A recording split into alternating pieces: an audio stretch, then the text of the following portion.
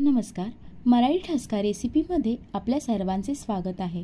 आज आपण बनवणार आहोत झणझणीत अशी मटकीची मिसळ। चला तर मग मिसळ बनवायला सुरुवात करूयात। इथे मी 4 कांदा आणि 1 टोमॅटो याचे स्लाइस करून ते तेलामध्ये शॅलो फ्राय केलेले आहेत आणि ते गार झाल्यानंतर मिक्सरमध्ये बारीक वाटून घेतलेले आहेत। सोबतच इथे 1 मुठभर कोथिंबीर, 7 लसणाच्या पाकळ्या, 1 आल्याचा तुकडा याची देखील पेस्ट बनवलेली आहे आणि मोड आलेले 250 ग्रॅम मटकी घेतलेली आहे। याला छान शिजवून घ्यायचं आहे, अर्ध कच्चं शिजवून घ्यायचं आहे याला आपण। मसाल्यांमध्ये 3 चमचे मिसळ मसाला, 2 चमचे लाल तिखट, 1 चमचा हळद, 1.5 चमचा धने पावडर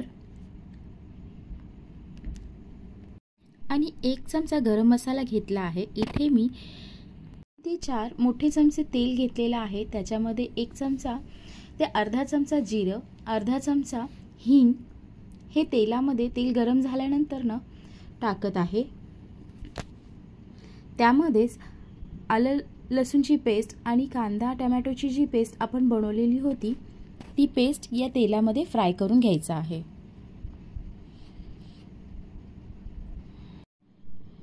कांदा आणि आलं लसूणची पेस्ट व्यवस्थित परतल्यानंतर त्याच्यामध्ये जे आपण मसाले घेतलेले आहेत ते याच्यामध्ये टाकायचे आहेत आणि त्याला व्यवस्थित मिक्स करून घ्यायचं आहे।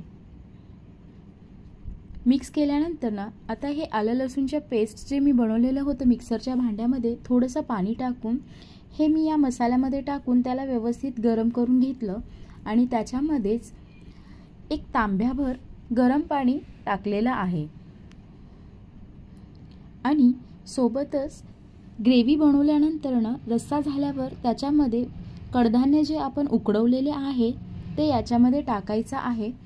ते टाकल्यानंतर चवीनुसार त्याच्यामध्ये मीठ टाकायचं आहे। मी इथे 2 चमचे मीठ टाकलेलं आहे।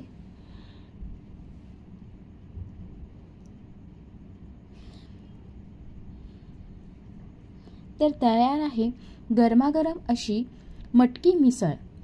तर तुम्ही देखील ही रेसिपी नक्की ट्राय करून बघा आणि रेसिपी आवडल्यास रेसिपीला लाईक करायला विसरू नका।